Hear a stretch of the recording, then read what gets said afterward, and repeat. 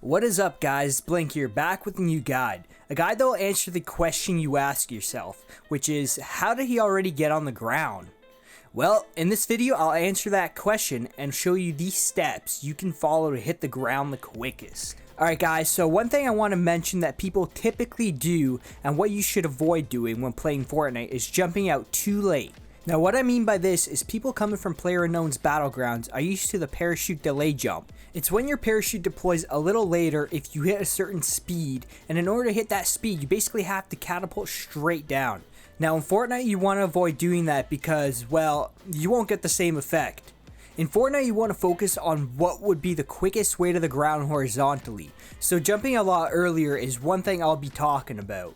Now another tip is to glide around the high points on the map, so avoid gliding over top of mountains and trees. The reason is because your glider will deploy at a certain height from any object. You want to have as much space from you and the ground as you can, or else your glider may deploy quicker. Alright, so let's explain this method in detail. So I'm ready to jump.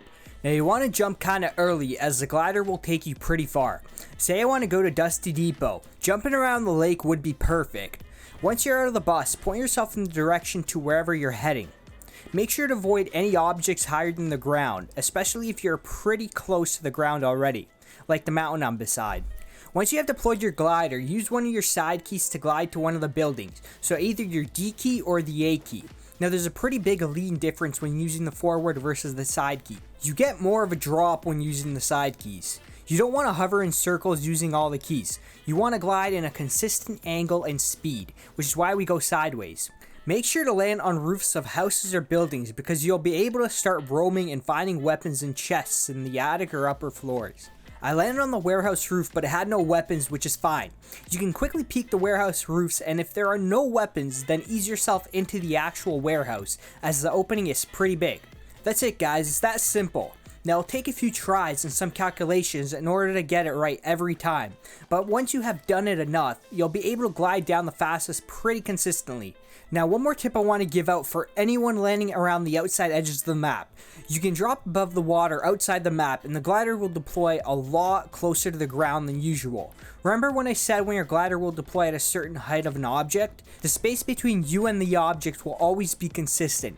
Now you can see the water is pretty low from the actual ground of the map, which means that flying above water will get you much lower than flying above the land. Flying above water around Flush Factory, for example, will get you down to the ground much quicker. In this example, you can see two people a lot lower than me to the building I'm trying to head to. But me staying by the water and using the sideways gliding, I was able to hit the ground quicker than this other person. Try these techniques yourself, you'll be pretty surprised on the difference. If you guys have enjoyed this video or have any more cool tips that can help others, leaving a comment down below would be awesome. Anyways guys, that's it for today's video. See you on the next one.